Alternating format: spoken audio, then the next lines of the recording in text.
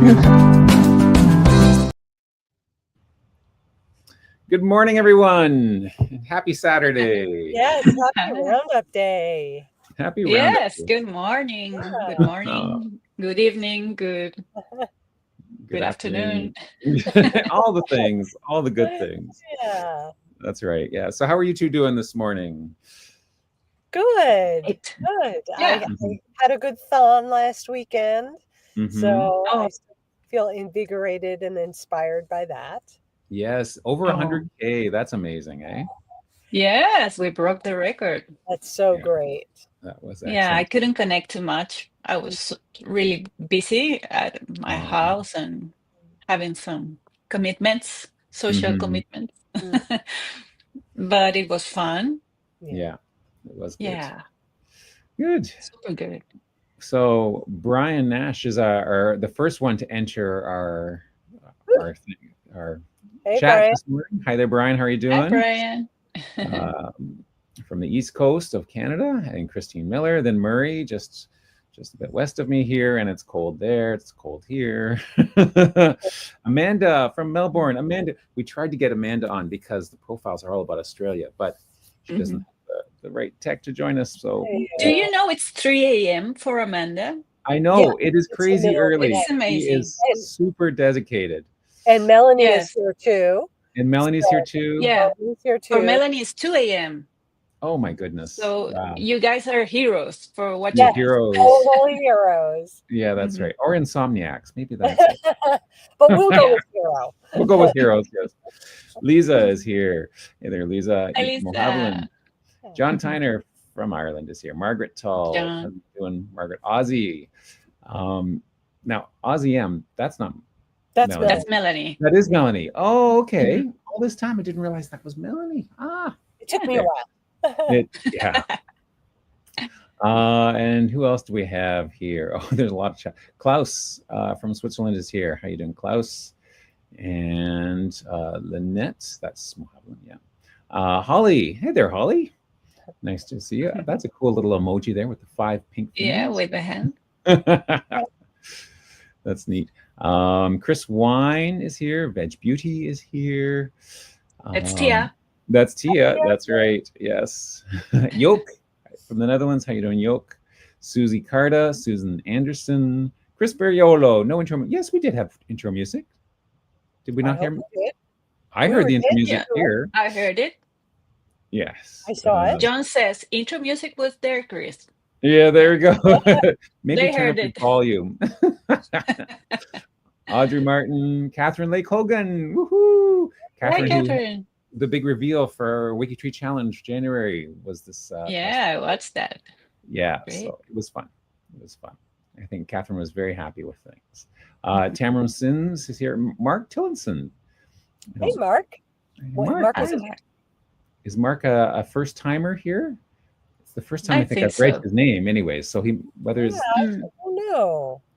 I don't know. Anyway, welcome. Well, welcome, Mark. Let us know, Mark. Lisa said she didn't Where hear are the you music from? either. Wow, Oh, That is that's interesting. We'll have to strange. watch the replay and see because I yeah. definitely played me. I chose the music and then click play. Did you see those who didn't hear the music? I wonder, did you see the animation, The the visual open part of the visual intro. part? Yeah. Hmm. It all looked normal to me on our. Mhm. It is Mark's first Oh. time from New Hampshire. Oh, Welcome. great. Excellent. Well, that's great. Well, welcome, Mark. Hope you enjoy it. So we round up a bunch of things that happened on WikiTree over the week, and we are going to start with Betsy.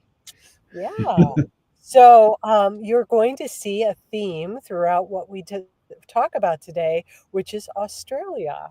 Mhm. Because tomorrow, January 26th, is Australia Day. And I know Amanda and Melanie will correct me if I'm wrong. I think it's a fixed day sort of thing. It doesn't float around like the third Thursday of. Mhm.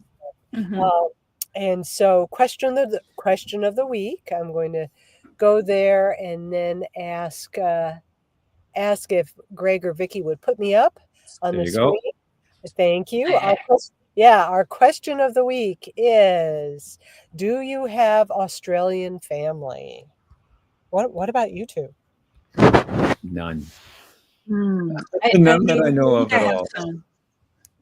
I'm researching my brick wall. I have a probable family for him, and that probable family went from Ireland to Australia. Mhm. Yeah, Well, part of them. Mm. right, Yeah. right. But it's Yeah. a theory. Uh-huh. I think I have to say no to the question right now, but I just find it hard to believe because on my Yeah. mom's side, I have such rich ancestry from the British Isles and big families, and you just have to think somebody went to Australia, Mhm. you know. Yeah. Anyway, we had 37 answers, and we'll look at a few of those. Kenneth Evans said he's an 8th generation Aussie. The first of my direct ancestors to arrive here did so under much conviction. George Patfield was a convict on the 2nd Fleet transport Neptune in June of 1790. But he was free by servitude 5 years later and owned 120 acres of land 5 years after that. That's a lot of land. That's great. He fell foul of the NSW Corps, better known as the Rum Corps, for their training monopoly and paying for harvests in rum rather than money, and died in 1809, leaving a wife and 7 young children. Ugh, that's sad. Well, I have 8 convict forebears. Many other direct ancestors came to Australia as free settlers. And to date, he has uncovered 235 family members who have served in Australia's defense forces. Wow. That's amazing. I know. And I see that he's hyperlinked that here. I wonder if he has a free space page. He does. Yep. Oh, Oh, Look at great. that's a cool graphic. It of sure the map is. of Australia. Yes. that's nice. It's really nice. Oh, nice table. Look at that. It's easy to go to the profile, the relationship, what war they served in. Fantastic. Wow. Yeah. Very impressive. Yeah. So thanks, Ken. And then Oliver Stegen, who I believe is in Germany, if I remember correctly, he says, very much so. My father emigrated in 1983, naturalized in 1985, and lived the second half of his life down under, specifically in Bunbury, Karratha, and Perth in Western Australia, where he died in 2018. He loved the outback and took up a new hobby, wood turning. I still have a couple of his artifacts made from Jarrah and other typically Australian woods. Oh, how special. Yeah. Yeah. And we have a nice picture here. Oh, I'm sorry. I did not. There. How's that? That's better. Yeah. Yeah. Yep. There's a picture of Oliver's dad. Oh, look. What? John says that Oliver is Stephen's cousin. Oliver is Stephen's cousin? Stephen Greenwood. Oh. Oh, okay. I mean, I thought that popped into my head, but wow, that's so cool. I didn't realize that. Neat. Now, a number of people brought DNA into it and said that they discovered their Australian connection through DNA. And Chris Ferriolo was one of those. He said, I have DNA matches who descend from Euplio Carabs, son of Alessandro Carabs, and Giovannina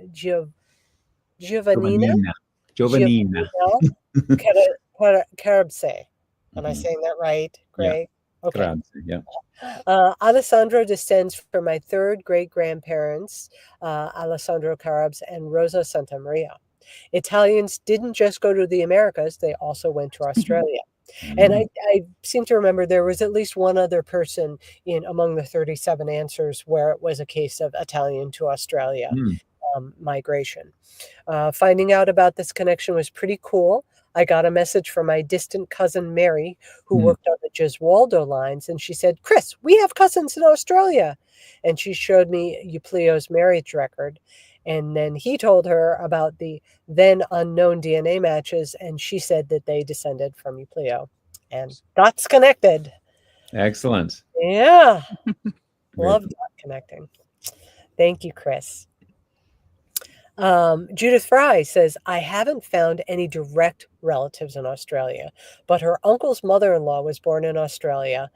How I wish I could have met Dorothy Goulding Robinson. She sounds like an amazing woman. Now, Dorothy was born in Australia, but eventually emigrated to America. And she was the co-founder of the Motor Maids of America, a women's motorcycle club. And nice. she's known as the first Wow. lady of motorcycling. She Nice. loved racing motorcycles and was the first woman to, I guess, win an AMA national competition. She rode her motorcycle till she was 83. And her daughter was also an avid motorcyclist. Mhm. Wow. That's I'd love amazing. to see a photo Yeah, of her with a. I know. I did visit her profile, Yeah. and Ah. I didn't see a. No, there's no. Mm, No motorcycle mama. I oh, know. Yeah, that's sad. Judith, you got to put one up. Judith, come on, you're teasing us. Oh, what a see. shocker. On both sides, says Jack Hilton. And then let's see, Susan Wemmett says, sometime about a year ago, I ran across an Aussie gentleman in genealogy pages with the surname Battersby, similar to my Battersby. I contacted him and he told me, yes, his ancestor had been deported from County Meath, Ireland, the same place where her third great-grandmother had emigrated from. Well, long story short, they find out that those two people were siblings, full siblings. Yeah. Neat. Wow. Yes, yeah. And the gentleman in Australia, Benjamin, and I are fifth cousins. Wow. Yeah. I love, and sometimes, I mean, you look at Battersby and Bathersby and, if you're being very fussy about spelling, You would ignore it, right? Yeah. Yeah. Oh, I'm real excited for you, Susan, with that find. That's great. Then we have John Humphreys said, my second great-grandfather, Thomas Robertson, brought a whole family and their Duncan cousins out, arriving January 1840, some of the first assisted passages. A miller from Glenwick, Aberdeenshire, he ended up with a lot of sheep and a fair number of descendants. Employment was a great draw. The young were even hired before they landed at Melbourne. Wow. I said that's why that answer leapt out to me. I just thought, wow, that says a lot. Yeah. Yeah. And that time, the great city of Melbourne was just 5 years old. Wow. It's I'm interested to get the quote there. It's one of the drunkenest places. Interesting adjective. Oh, yes. and he's writing, he wrote that home to Scotland. Well, yeah. Oh,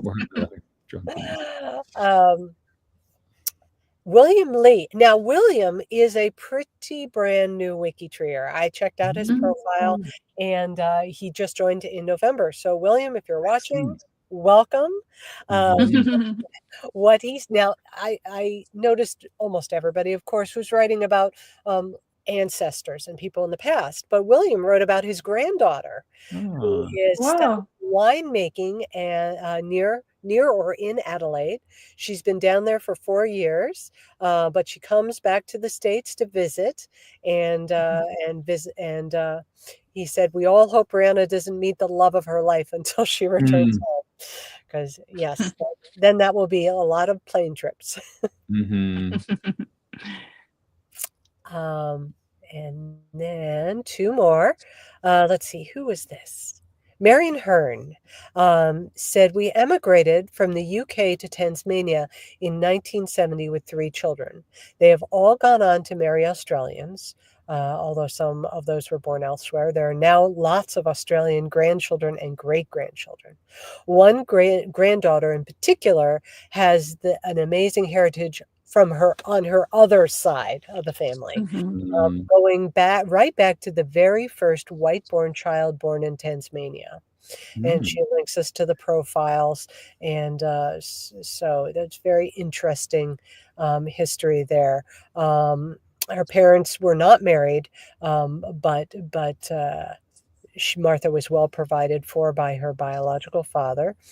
Let's see, being descended from the first white settlers in the new settlement of Hobart means that my granddaughter is related to many of the original families who settled here, like the Crowther family and the Blythe family, and she's also a direct descendant of the famous painter John Glover. So, Marion, you're going to have a great time tracing all of that, and then hopefully your granddaughter will get the genealogy bug. Yeah. Oh. And then Neil Reed says, yes, my first known Australian ancestor is Mary Millen, who came to Australia as an assisted immigrant with her daughter Maria and son William. They traveled on the Boadicea, leaving London in 1835 and arriving on the other side of the holidays in 1836. So what I thought was interesting here was she was a widow. She had been married to a headmaster in Ireland. Then he died in 1835, and as a result, she was given the role of second matron on the voyage to Australia. And she has mentioned there's a book called Single and Free, Female Migration to Australia, 1833 to 37. And his ancestor is mentioned in that book. So very, very fascinating. These all, everybody, I encourage you to go read and upvote and add your own answers. Mm-hmm. Excellent. Yeah. Now, photos. Photos. Let me go to photos. If I'm going to. You're back to Mary Millen. You have to switch. I have to switch. I'm sorry for the tunnel. That's okay. That's us again. That's us again. But I see it in your tabs. Yeah. Okay. Tab. Yeah, it's right there. We're good. It's right there. I'm clicking on it with my finger. There it is. Thank you, Greg. So our theme for the photos for 2025 is grandparents. And so let's see what we've got here. I'm going to make this just a little one smaller. So did we look at these at all? Yes. We saw a lot of them. Yes, I remember this one with the baby chair. I remember one with the car, and one with a lot of little kids. Yeah. Yes, I remember we saw that house. Yes, and I remember this one. Judith Fry's grandparents. Yes. Yep. And you That's remember? The one. Yes, you remember that one. Yeah. From Joseph Trichler. Now I think we might have stopped here. This is Chris Ferriolo's. Oh, nice. Yeah. His grandparents, Robert Hamill and Natalie Felker, at their 50th wedding anniversary in 1998. They were married on his birthday. So no chance of forgetting the anniversary. No. Smart. My grandfather was a staff sergeant in the U.S. Air Corps, the organization that eventually became the U.S. Air Force. As a result, my mom was an Air Force brat. They moved from base to base all over the country before eventually settling in Raymond, New Hampshire. Robert always had a smile on his face and a story to tell. And he had 10 grandchildren. Chris was the second oldest. And by the time he passed away in 2017, he had several great-grandchildren. Wow. And Natalie liked to knit and had a doll collection. So, thank you, Chris. Did we see this one? I remember that one. You do? Mm-hmm. And now I remember Chris's grandmother's doll collection. Yes. Emily Holmberg.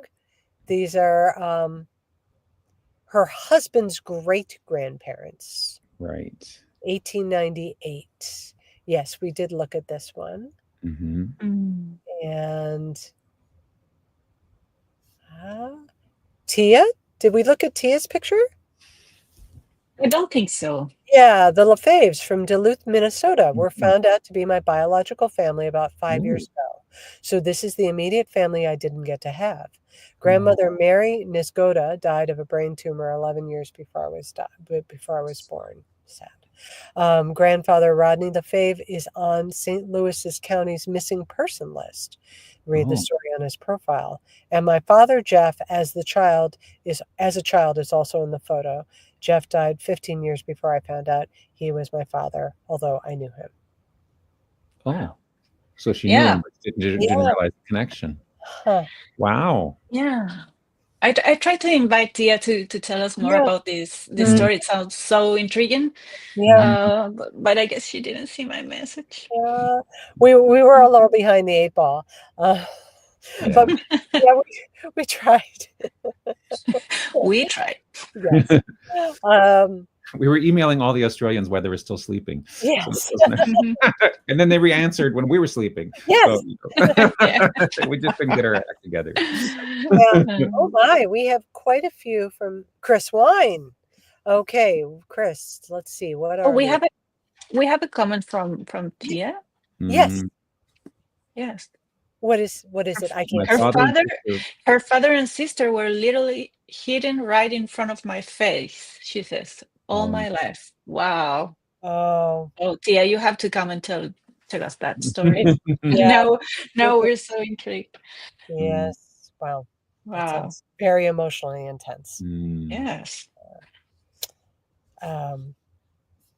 So here is Chris and her sister visiting my grandparents. Nice. And Chris is in the middle, age 5. And that's a little one is a cousin.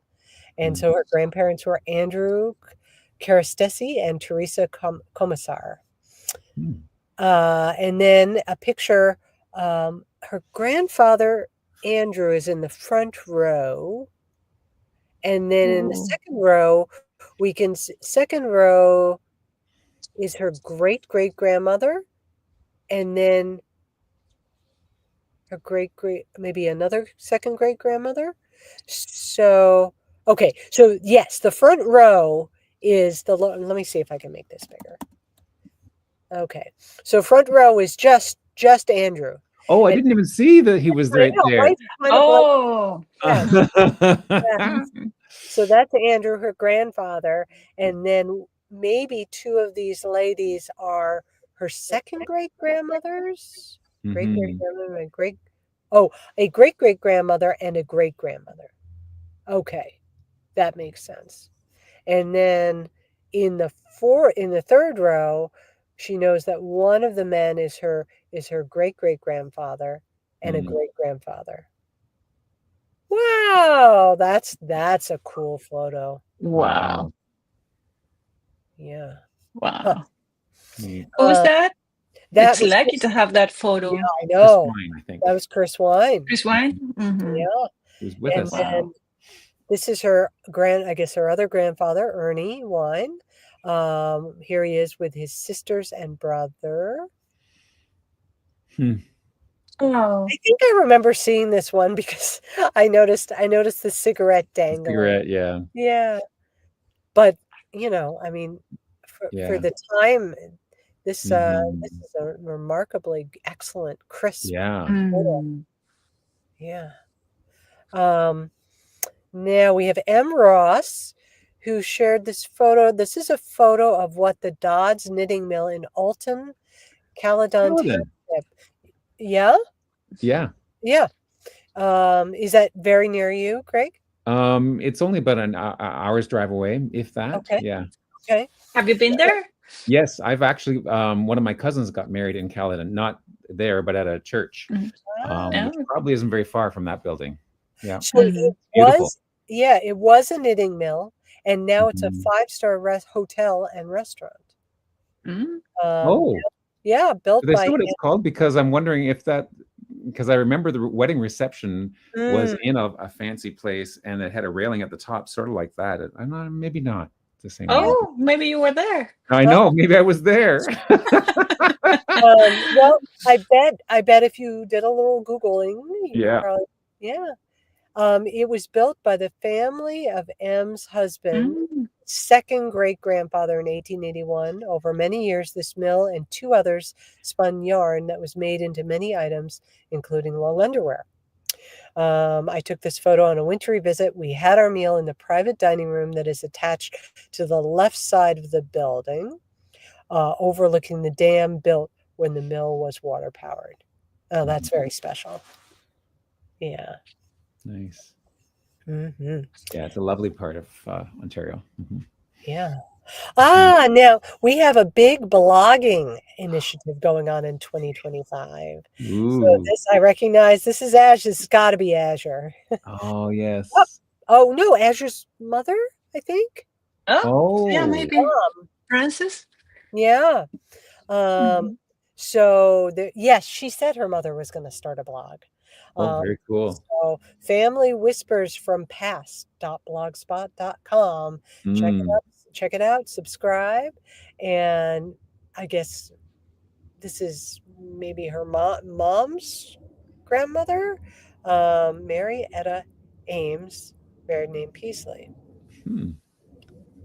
She looks very happy and relaxed. And this is from Sue Wyatt. Sue says, I've added my maternal grandparents, Henry Louis England and Hannah Davy, on their wedding day at Longford in Tasmania in 1923. I love that we have an Australian one. Excellent. There was a fantastic description about the wedding in the local newspaper with a link, so you can go read that.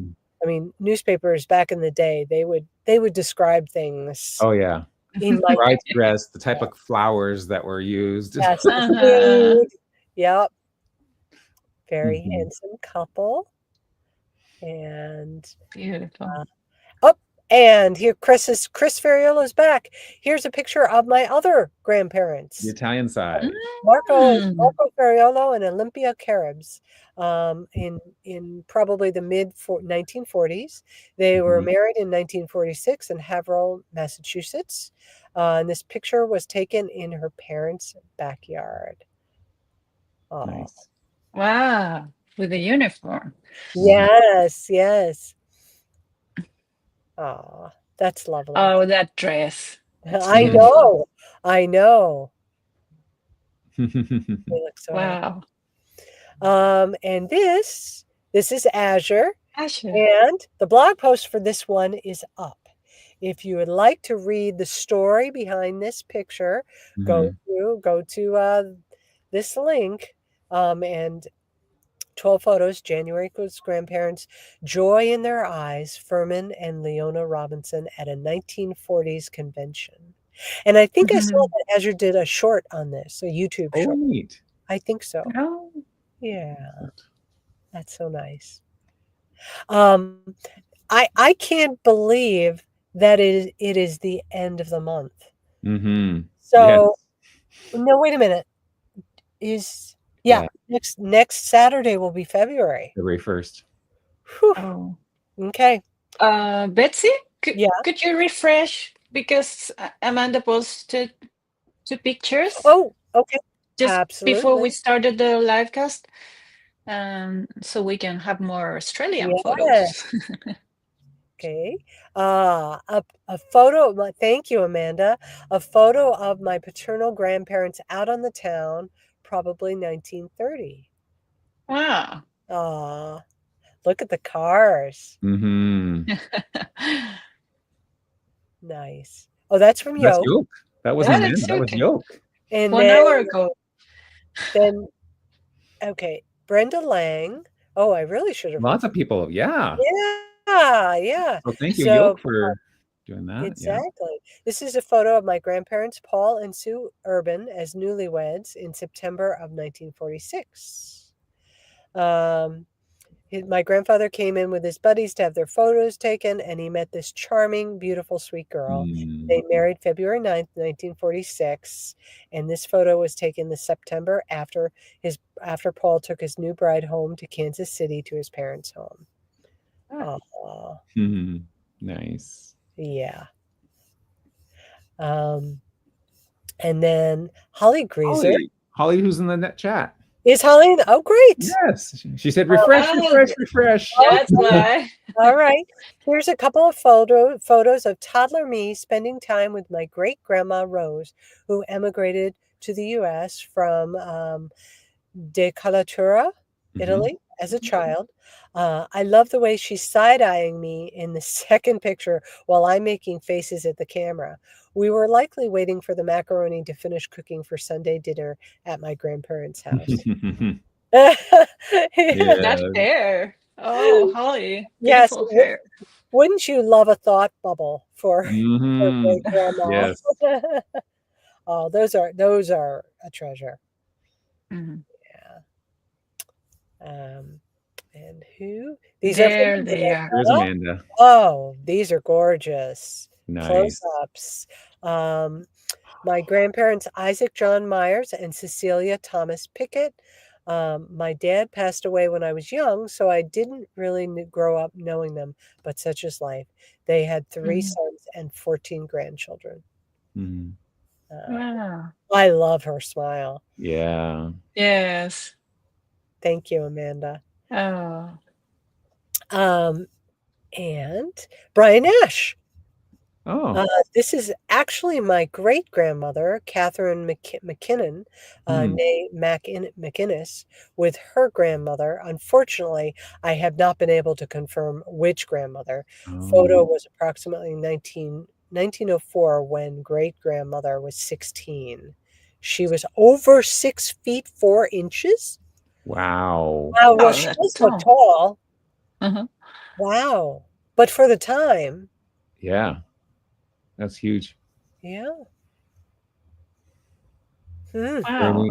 And this was the last weekend to show Yes. this photo, right? Yes. So people got in right under the wire. Exactly. Excellent. So next week's or next month's theme is homes. Homes. Yeah. Okay. So, you can be literal with it, you can be creative with it. Yeah. Yeah. Home is where the heart is. That's what they say. Yeah. Yes. You can be really creative. Now are you seeing Celebrate? Okay, good. Okay. So we have 5 ancestors to celebrate. The first is from Alexis Nelson, her second great-grandfather, Luvius Morris. His connection to January is that he was born and his birthday is actually next Tuesday, January 28th. He served for the Union Army, and he was actually wounded in battle. He had a head wound. He survived. His brother Ralph was less fortunate. He died in the same battle. And Luvius married Kitty Bratcher. They had 6 children, but sadly she passed away. And after her death, he made the 1893 Oklahoma land run with his 6 children. Wow. So that's a sharp photo. Yeah. And of course, she shared his profile. She's got him in all sorts of categories. And yeah, I did not know that there was a sticker for being a homesteader. I didn't know that there was a homesteaders project. Wow. So that's impressive. Yeah. Yeah. Got a photo of his tombstone. Wow. Yeah. Still standing. That's impressive. And it does look like it could, just from the wear on the stone, it looks like it could be original. Yeah. So thank you, Alexis. Now the next one is Steve Sorowka's mother. And his mother, Joan, and he wrote, it's hard to believe that it's been 20 years since they lost her. And she grew up, well, she lived her whole life in England, but she grew up, as you can see, born in 1931. She was a young girl during World War II.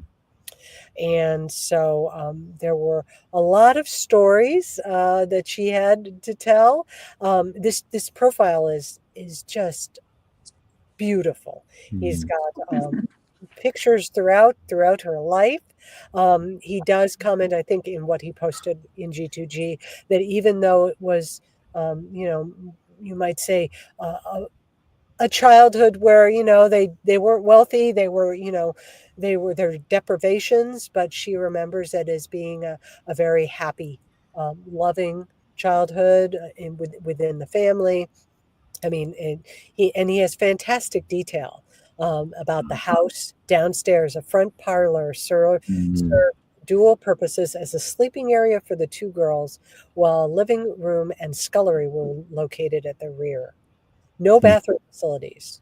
There was a toilet in an outhouse. Then he has this little photo of the area, and so that you can, see where everything is.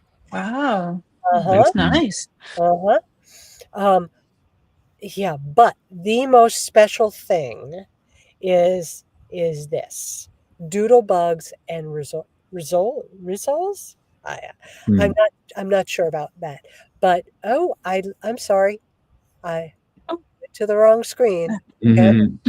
Okay, so Steve has created a free space page for this letter. It was the letter. It was a letter that Joan, his mother, wrote to her mother.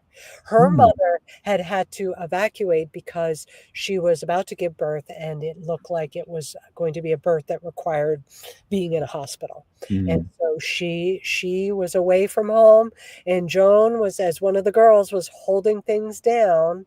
And he gives an introduction, PDF, and then a transcript, which I read. It really is a fascinating, eye-opening read. So maybe one of you could put the free space page link in the chat. And then there's more. Stephen does a who's who in the letter. So he links us to each person's not YouTube, WikiTree profile, who's who. And then people who are partially identified or who remain unknown. Was Bootsy, was that local family or a pet cat? Wow. And so I was so impressed and fascinated by this free space page, and it shows you one of the ways you can use free space pages. That's amazing. Yeah. So thank you so much, Steve. Let's see, Marie. Marie is, yes. Okay. Susan Ellen Smith's maternal grandmother, and I think her connection is that she passed away in January. She was truly a firecracker. She was born on the 4th of July in 1895. Now, that's funny.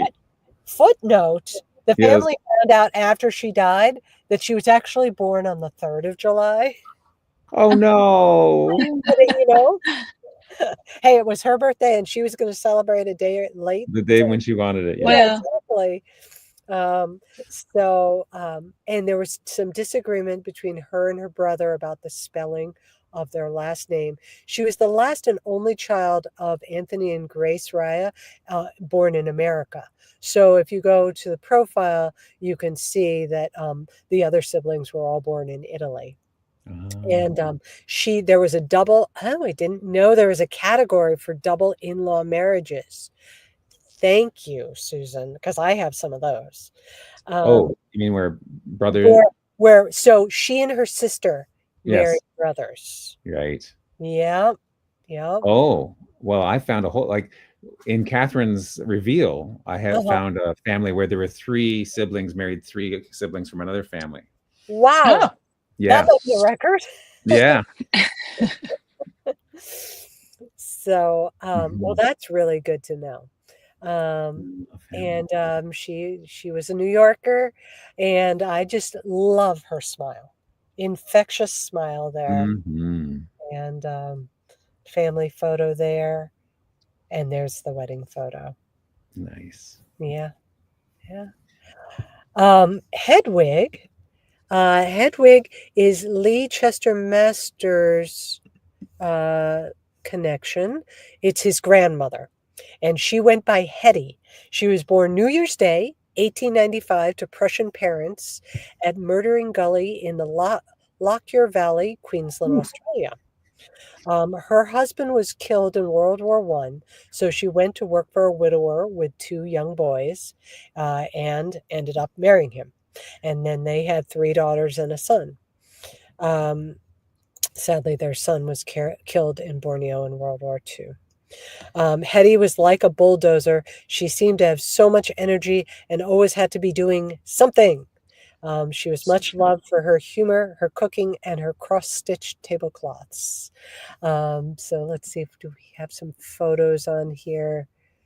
No photos. Oh, yes, there's a photo. Yeah. And I love this story. His mother says she was very, very hospitable, a great cook. And his mother often recalled when her brother Eric joined the army, he would bring his friends back home for meals. One particular friend loved peas, so his plate had been piled high with extra peas for him to enjoy. Unfortunately for him, his plate was directly under one of the kerosene lamps used to light the home, and it had a leak straight into the peas. Oh dear.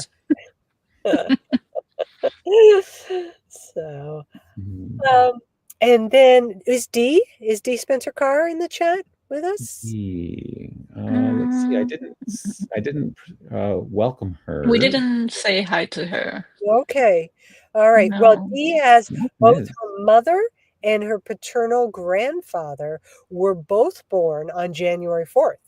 Ooh. So happy belated birthday to them, to Alice Mihalkovich, and a native Milwaukeean. And yep, she's got some vital records there, a nice photo.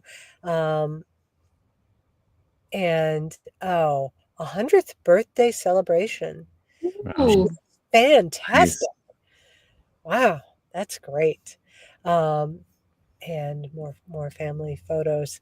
And then of course, Dee's paternal grandfather, we looked at recently, we cheered in celebration recently because he was recognized by the mayor of Milwaukee, yes, for his service as a detective for the police department. Yeah. So yes, happy birthday to Lonnie as well. So there we have it. I'll put up a new post for our February ancestors. I'm sorry it went on so long. The role of Greg will be taken by Betsy.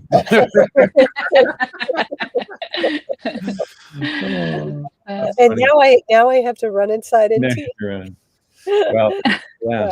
So Yoke also mentioned that she had of the multiple, she had 3 brothers married 3 sisters, and I just found the category. There's over 3,000 people attached to that category. Yeah. How is it called? The category? Called double in-law marriages. Here, I can put the link to it. Yeah. I have that too in my family, but double, not triple. I wonder if there's a triple in-law marriages. Yeah, you would think. I mean, if this one is specifically double. There's a space called forms of marriages. Wow. Really? That is interesting. We're getting distracted.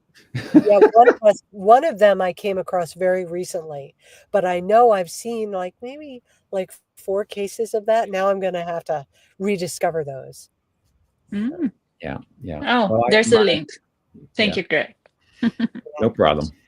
All right. Well, have a great day, Betsy. I'm sorry to dash. No problem. Bye, Betsy. Bye-bye. Have a nice weekend. Bye-bye. You too. Oh. Shall we see who the member of the week is? Yes, let's please do. Yes, I'll be brief. Could you please share my screen? Okay, right now it's going to be. Oh, there it is. Got it. Okay. Oh, Okay. Member of the week is, of course, an Australian. excellent. Excellent. Peter Jones, he's our member of the week, and he's the leader. He's a data doctor. How do you say data or data? What's that? Data or data doctor? I've used both. I think I use data more often. Data Data? doctor. Okay. Yeah. Well, he's a data doctor and leader of the New South Wales project. Oh, nice. Yes, he became interested in genealogy because of his brother, who had researched the family, and in relation to both of his grandmothers. His paternal grandmother, wrote for the Scone and Upper Hunter Historical Society, and the maternal grandmother had a reunion of the family, so he also got some inspiration from there. Besides genealogy, he has a great interest in cricket. As an Australian, I guess that is very common down there. Down there, I say I'm down here. You're down there too, but you're down and across. just a day before. Yeah, that's great. And he says, this is funny, or at least I find it funny. If you ask my wife, she'd probably say I'm a bit obsessed with genealogy. I don't know. What about you, Greg? Is that a thing for you too? Well, I am, but yeah, I think because my husband says I'm obsessed. Yes, that's why I'm asking. My wife doesn't mind because I'm often obsessing about researching her family too. So. Oh, okay, yeah. So she doesn't mind. Yeah, she's very supportive. She gets the benefits of it. Well, and I would like to share his inspiration. What he inspires our friend Peter. He says, we live in an era where genealogical information is increasingly ubiquitous, but much of it can be misleading or unsourced. So I find that WikiTree and its mission to grow an accurate single family tree that connects us all and is freely accessible to us all forever are worthy of every support. Yes, it is. And he published or co-authored a self-published book. Excellent. That I have here. And I guess maybe this was inspired by that family reunion we read, the Boyton family reunion, and that's the cover of the book. And it says, this booklet is for anyone interested in the lives or descendants of William Boyton, Richard Boyton, or Charles Boyton, who migrated to New South Wales, Australia from Essex, England. Wow. So if you're interested in the Boyton family, maybe you can support Peter and read his book. Oh, neat. Yeah, that's cool. That's very cool. Yes. And I wanted to share more about. Oh, he gave a tip for someone who wants to get more involved in our community. He says, be open to new information and approaches and be prepared to collaborate. He refers to maybe some people being very fixed, having fixed views of what is right or wrong in terms of their own or others' genealogical understanding or information. So that's a good tip. Be ready to collaborate. We do that a lot. And I want to now share about the profile makeover. Oh, excellent. We have a first-timer participant. So I'd like to share a profile done by April Holdridge. Okay. April did the makeover of Henry Knache. She says he was working on her German ancestors.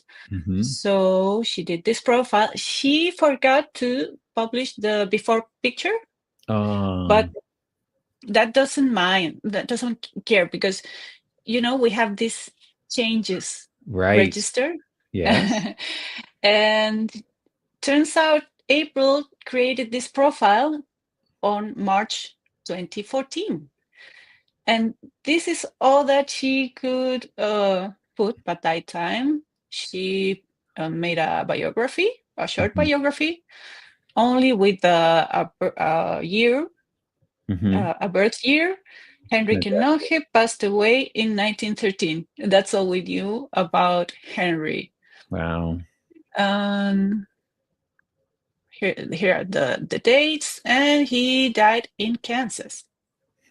So, not a lot to go on. Do you want to know the story? Well, this Yeah. is how it goes. Now we have a proper profile. Nice. With she used this nice background image, very neutral. Mm-hmm. And I like that she was kind of smart with this. Look at that. She used this image for the surname. Mm-hmm. And I was looking dive into some of her profiles to see if she did this with any other profiles. But it may be something that you could do for using the same image for some surnames. And maybe I was thinking, if this was a German person, maybe she used those colors because he was German. I don't know. It was just a theory. I couldn't prove it. Yeah. But it could be nice. And now we know that Henry was born in Hanover, in Lower Saxony, Deutschland, in May 1852. And he died in Kansas. Well, he migrated when he was 29. And he married a German lady, but in Kansas. He married Charlotte Lottie Elberg. And they had 6 children. And then he was a farmer. He was a pioneer farmer in Wyandotte, will you say? Wyandotte. Or Wyandotte, Kansas. And he passed away in 1930 in his farm when he was about 60. She says she put research notes. We don't know his birth date, but I have a doubt. I think maybe April could review this because we have the headstone for Henry. And look at that. The picture is not too good, but I think I can read. I don't know if you see this well. I think I can read that here it says he was born in 1851. There's definitely a 1 at the end. I think that says 51. Right? Yeah. Yeah. Because the other ones are his children. Henry, August are his children, and Lottie is the wife. The wife, right. So maybe you could check on that, April. So, because I get the feeling that, well, she doesn't have a source for the birth. Right. But I guess it's just an estimation from the census. Yeah. What year does she say he was born in? 1852. Oh. May 1852. So maybe we should consider that headstone. And those can be wrong too, because yes, the children, if it's erected by the children and they're not exactly sure of when their dad died, that could be an estimate too. So it's hard to know. But they're the closest source, I guess. If there's no other source, yeah. Yes, and we have this nice obituary where it says almost the same as I said. He was a pioneer farmer. He lived for 33 years on the same farm. He was survived by his widow and 4 of his children. Nice. So that was our profile. And we have 2 stickers. Stickers, yeah. Very cool. So yeah, that is an amazing change from what we had originally. So great work, April, on your first profile makeover. We look forward to see more of you here. Mm-hmm. So That's great. that's it. Yeah. Okay, well, let us move on then to the profiles. Connection checkers. The connection checkers, profiles of the week. Okay, oh, here I am at the free space page we found. But here we are. Connection checkers game, of course, is Australia. Yay. And we have lots of Australian people to check out. So we're going, Kate Blanchett is Australian, born in the 60s. So now some of these people are currently living, so their profiles are slim, so we can just go over them quickly. Many people, I'm sure, are very familiar with the actress Kate Blanchett, and yes. I'm born in the gives the exact date here, 14th of May 69, Ivanhoe, Victoria, Australia, and name redacted. Oh, interesting. I've never seen actually that word that on a WikiTree profile. Name redacted, living person. Well, if she's living, yeah, that makes sense. But to actually say redacted, like I would have just said her father was, and her mother's still living or something. But that's private. Interesting. Well. Anyways, married with 4 children, and of course she was famous for playing Galadriel, an elf. So I'm thinking that I'm wondering if Chris Ferriolo did this little intro right up here just to make sure that we all knew. She's done lots of things. She's an amazing actress. So yes. And then Russell Crowe, also Australian. And I think the first film that I remember watching him in was Gladiator. Yes, Gladiator. Yeah, but he's born in 64. He's just a few months younger than I am, actually. Born in 7th of April. Film producer and musician. Very nice. Yeah, so it mentions some of his famous roles. So, of course, Maximus in Gladiator, but also Jeffrey Wigand in the film The Insider. And then here's a list of a whole bunch of different ones that he's done. And and a link to his Wikipedia page so you can find out more about Russell. Then we have Howard Florey. Now, Howard Florey actually has the title of a baron. He's the Baron Florey of Adelaide and Marston, which is an honor that was bestowed on him just a few years before he passed away. But he was born and died in Australia, born in Melbourne, South Australia in 1898, and died almost 70 years later at the age of 69 on the 21st of February, 1968. Actually, he didn't die. He was in Oxford at that point. Sorry, moved to England. Only son of a boot manufacturer. He attended Collegiate School of St. Peter and University of Adelaide. Met and married Mary Ethel Hayter Reed, and they had 2 children. But his claim to fame is that his contribution to science was penicillin. Now, penicillin was discovered by someone else who he shared, Sir Alexander Fleming, but he discovered that penicillin was a very effective antibacterial agent. So he, along with Alexander Fleming and another person, Chain, I believe, Ernst Born's Chain, they all received the Nobel Prize for Medicine in 1945 because of the discovery of penicillin and its curative effect in various infectious diseases. So, I mean, penicillin is widespread used and has saved many lives and stuff. So, very impressive. Wow. We only knew about Fleming. Yeah. Fleming is the name you hear, right? But so Fleming discovered it, but Florey and Chain together discovered how useful it is, and that it's useful and has all these other applications. So the discovery without the applications only get you halfway, right? So both are very important. So it's nice that he was recognized for that. So there we go.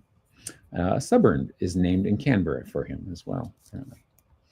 And there's a statue. There's a statue of him. That's in a park. Don Fraser, born in the 30s, still living. Australian champion freestyle swimmer and Olympian. She won 8 Olympic gold medals and the 100-meter freestyle gold medal at 3 games in a row, 3 Olympic games in a row. She was also the world record for the 100-meter freestyle and a member of parliament. So very impressive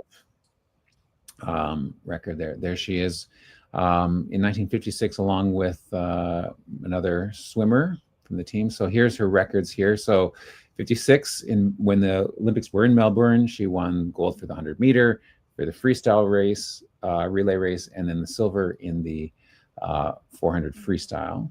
And when it moved to Rome, again, gold for the 100 meters, and then silver in the freestyle medley. Freestyle and medley. Now, sadly, in March of '64, so just a few months before the Olympics, she was in an car accident, and her mother was killed in that accident. It was that serious. She had spinal surgery, but she insisted she still trained and wanted to come back, and she did participate in the Olympics that summer in Tokyo, and won the gold once more. Wow! Isn't that impressive? Like that is wild. Wow! That is determination. Determination. And as a result, she was the flag bearer for the Australian team in the closing ceremonies. Wow! Yeah. So very impressive. And there's a picture of her there. So very neat. Kathy Freeman is an Indigenous Australian, and she was also an athlete, a former sprinter, and she specialized in the 400 meters event. She won the gold medal for the 400 meters in the 2000 Olympics when they were hosted in Sydney, Australia. And she also lit the Olympic flame. Oh, that's nice. Neat. That is neat. I did not know that. Very cool. Cool. Then we have John Barry Humphreys. Now, we have talked about him before, at least once, I think twice, in the profiles of the week. We have. He's more famous as his persona Dame Edna. I don't remember seeing that. You don't remember seeing that? Yes, Dame Edna. No. So, female impersonator, his alter ego, Dame Edna Everidge. Hello, possums. So there is what he looks like without makeup. Here's what he looks like with makeup. There too. Wow. But yeah, we have talked about him before. I do remember. And his persona is Dame Edna is just an average Australian housewife from Moonee Ponds, which is apparently a suburb. On Dutch television. What's that? Jorge said he used to be on Dutch television too. Oh, interesting. Yeah. I think I remember there was a special, or there was something aired with him as her on Canadian TV at one point in time. Pretty sure my parents said that was silly. Turn it off. They didn't appreciate the humor. But anyways, yeah. So. Oh. Famous. And Melanie wrote that bio. Did you? Yes. Excellent. Good work, Melanie. That's fantastic. Albert Jacka, Victorian Cross, born in Laird, Victoria, passed away young at the age of 39 in Caulfield, Victoria, Australia, 1893. So he was the first Australian to be awarded the Victorian Cross. So his profile is really well done. It goes through a lot of details about his, there's a picture of him here. Obviously this is younger when he first entered the army, and then here's later on when he was just a kid. Yeah, he was a kid. I mean, he was born in 1893, so he was barely 20 when the war started. Yeah. He enlisted in 1914, so he would have been just 21 at the time. Part of the all-volunteer expeditionary force. He was a private, of course, when he first started. But he was actually promoted to lance corporal by the time he landed in Egypt. So I guess he did pretty well in his training. He was part of the group that fought in Gallipoli, which was not very good. I mean, there was a lot of casualties. It was very difficult battle for the, especially on the Australian side, battling the Turks at the time. And it goes through details here. Like, it was incredible what he did. Basically, his group was under attack, and he held the trench until there was more reinforcements, and then he went out and almost single-handedly killed everyone who were there trying to get rid of his group. So there's a little impersonation. Wow. He shot 5 dead and then bayoneted 2 more. He was obviously a force to be reckoned with. Anyways, it's a very long detailed. I'm not going to go through all the details, but he was quite the war hero. And that wasn't the only, that was the first, and that's what earned him the Victoria Cross.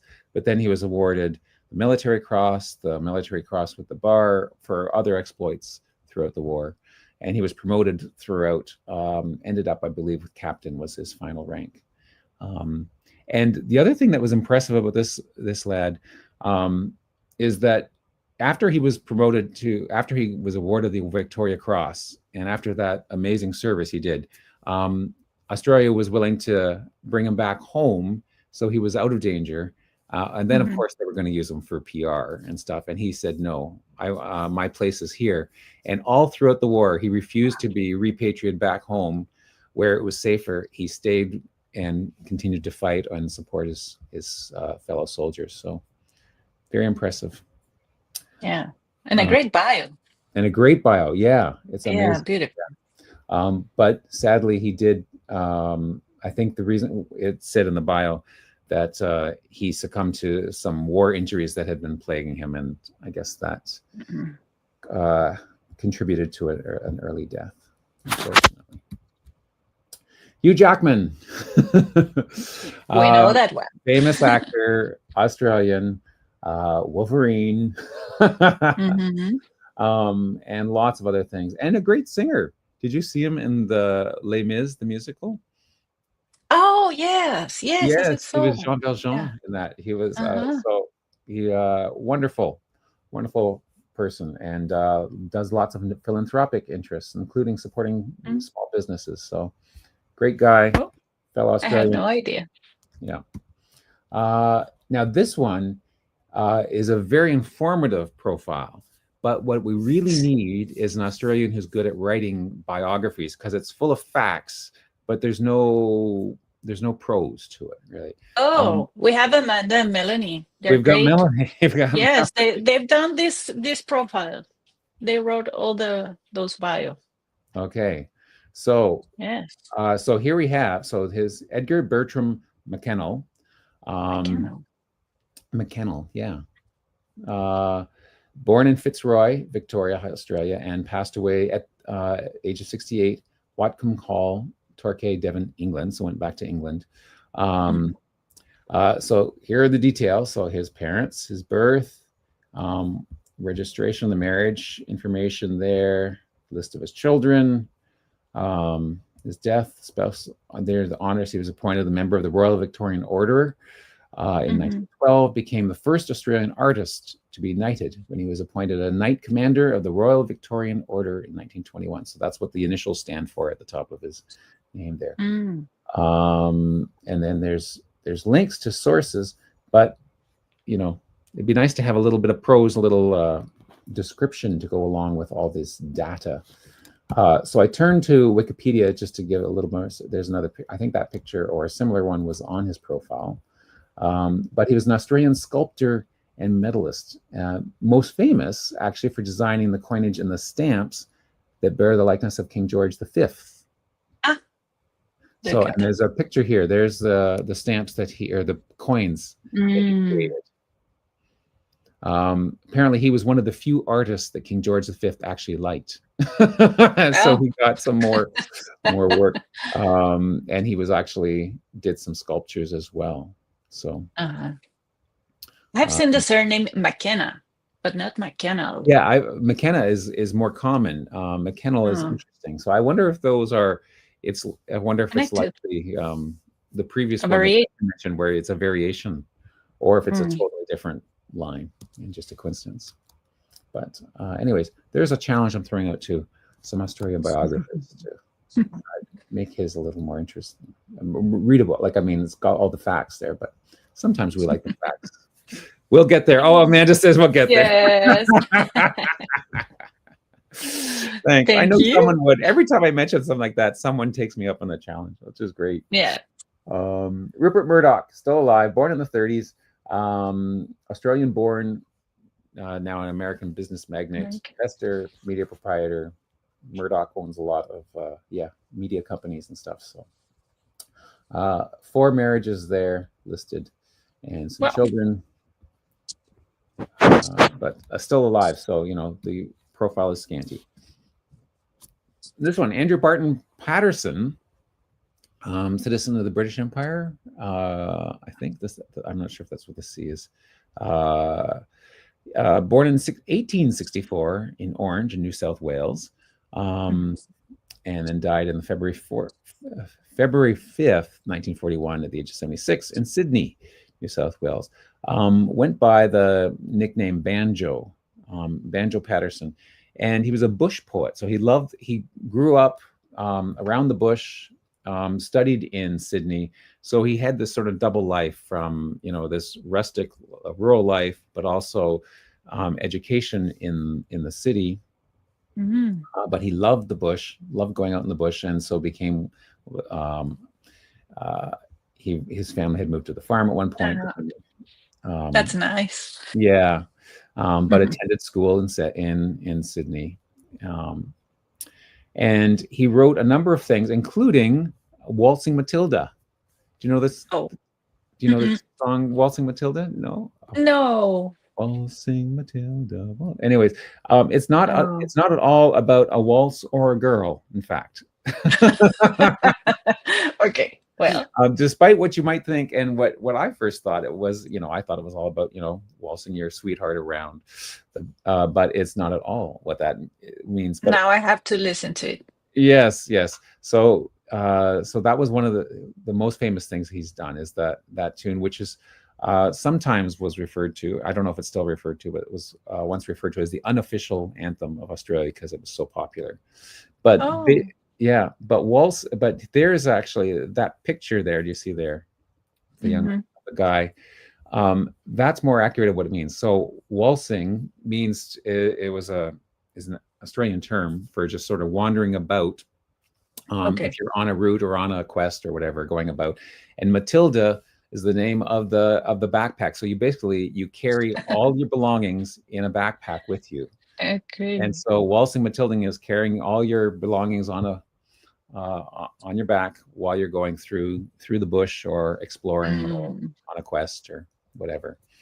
And in the song, he finds a sheep and the billy bong, and anyways, it's quite interesting. And there's a whole Wikipedia article just about the song itself and what it's mean and the different variations and so on. But there is a movie I remember from, I think it was in the 70s or 80s, The Man from Snowy River. But apparently he wrote that. I mean, he wrote the poem that it was based on. Oh, okay. Yeah. So that's interesting. So very cool. Old bush songs written by A.D. So interesting character. Henry Ross is our Canadian content for this week. We have a Canadian? We have a Canadian who moved to Australia. Actually died in Australia, which is sad. Yeah. He was he was born, reportedly born in York, which was the original name of Toronto, actually. Sometimes it was called Muddy York because, before we got paving or anything, the streets were all dirt, and we get a fair bit of rain from time to time. So it was known as Muddy York, Upper Canada, which was what Ontario is now called. He was a gold prospector, so not a lot of gold in Ontario or Upper Canada at the time. So he moved to California, was a prospecting there in the late 40s and early 50s, and then went from prospecting in California to Australia because there was a gold rush in Australia, in Victoria. And so he was there. He was part of the gold miners. They were called diggers at the time, and they were. He was part of a sort of a rebellion because the conditions were very poor, and he was trying to help his fellow gold diggers out. They were complaining because the laws were corrupt, and they were actually attacked by the military and the police. And during that battle, he was actually killed, which is very sad. He actually designed the Eureka flag, which was sort of what they rallied under. And there's a piece of the original Eureka flag in a museum, or it says where it is actually. It's somewhere. It's housed somewhere, the original. I read about it in the bio, but I can't find it right there. Oh, the original flag is housed at the Ballarat Fine Art Gallery in Ballarat. Yeah. And he's listed on this monument here too. The Eureka Stockade. That was where he died. So he died defending the rights of those who were being taken advantage of or whatever. So that is the end of the profiles, I believe. Yep. Oh. The end of the profiles of the week. So that was fast. I tried to make up a little bit of time. I did it, yes. Yeah. I tried not to belabor too many points, just the ones that I thought, deserved a little bit of extra, something like that. Yeah. It was great. Oh yeah, this is funny. Oh, Amanda says I'm doing fine. That's good. Yeah, she said. There's no girl, Matilda. Swinging my arm like I thought she was. Sorry. That's hilarious. Yeah, that's right. We learned so much. Oh yeah. Oh, I thought for sure. How could it? It's called Waltzing Matilda. It's got a waltzing, thing, sort of thing. It was deceiving. Yeah. So if you go to G2G and you look in the forum, there's lots of things coming up this week, but something new is coming up this Monday that I wanted to draw your attention to. We are having for the first time a Tech Talk Zoom on Monday. So we're scheduling. I wonder who will be there. I wonder who will be there. Well, I might be there. Well, I will be there. Murray's going to be there. Wow. Thanks to Murray, who is sort of spearheading this, keeping us all organized. So we're going to be talking. It's basically a time. It's just a drop in. It's on Zoom, so you can ask your question. It's not like what we're doing for the LiveCast here, where you can only add little comments in the section. I mean, you can add comments on Zoom, but you can also come on screen and talk live, like with a microphone, and just sort of anyone.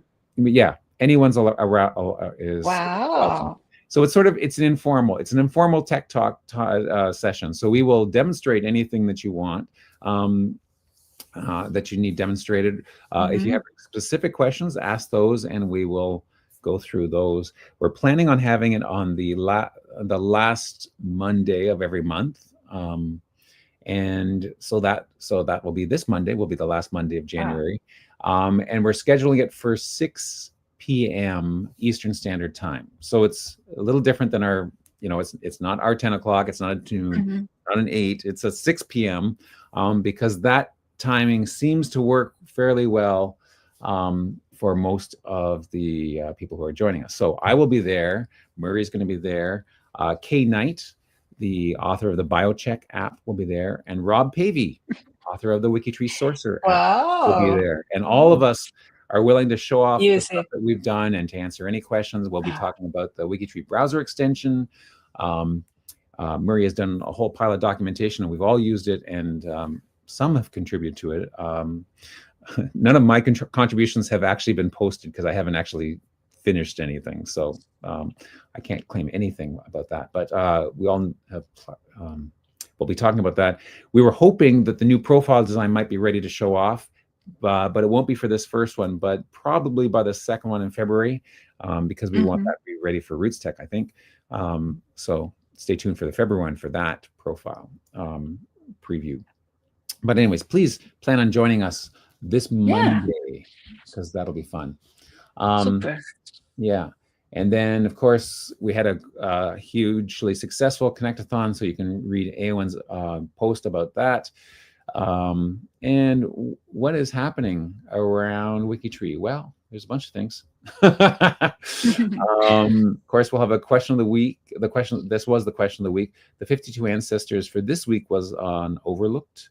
And the Data Doctors Challenge is doing reference tags. German Stammtisch had already happened. These are all things that have happened already. Coming up, we have tomorrow we'll have a new member Q&A with Betsy via Zoom. And of course, there's our Tech Talk. And Link Builders Challenge is coming up at the end next week as well. Great. And if I open up, let me just find my bookmarks for social media. Social media. Let's see. I have to go up to my genealogy bookmarks no, I go. You can share my screen if you want to. You have it? You ready? Yes, I can share. Oh, but I'm not sharing. But you're not sharing. You're looking at it, but you're not sharing. A little detail. Okay, there it is. There we go. Whoopsie, I had it. There we go. Here it is. Okay. Yeah. So Q&A Sunday. The Q&A. Question of the week. The Tech Talk. One name studies on Tuesdays will be Lloyd. Excellent. Then can I check? Checkers. One place studies on Wednesday. Sago. West Virginia. I think Sago. That's a cool image. Appalachians in the chat today. I haven't seen Sandy. Anyone else from Appalachia who can tell us how to pronounce Sago? Okay. Thursday we have Accessibility Angels. Nice. Hall of Fame on Friday, and Friday Date Night, of course. Excellent. Then, and the Saturday Roundup next Saturday. Which those will be guys. February. Yeah. Yes, next month. Wow. Okay. Great. That's it. I think that's it for the day. Well, thank you very much, Vicki, for sticking out with me here, and everyone who's joined us, and everyone who's watching this after the fact. Great to have you with us, and please join us throughout the week as we do different things. The new members Q&A tomorrow, the Tech Zoom on Monday, and everything else that's going on. Have a great week. Yeah, happy day for our Australian friends. And happy I hope we have honored you. Yeah, we honored you this day. Oh, wait a second. It's Australia Day already for them, isn't it? Oh, yes, it is. It is. Happy Australia Day. Because it's already tomorrow where you are. Of course. And thank you for being with us and hanging out so loyally. Happy Australia Day. That's great. I didn't even think about it. Just now. Yeah. Congrats. Yeah. Well, have a happy day and a happy weekend. Happy day, happy weekend, everything. Yeah. That's great. See ya. See you. Bye.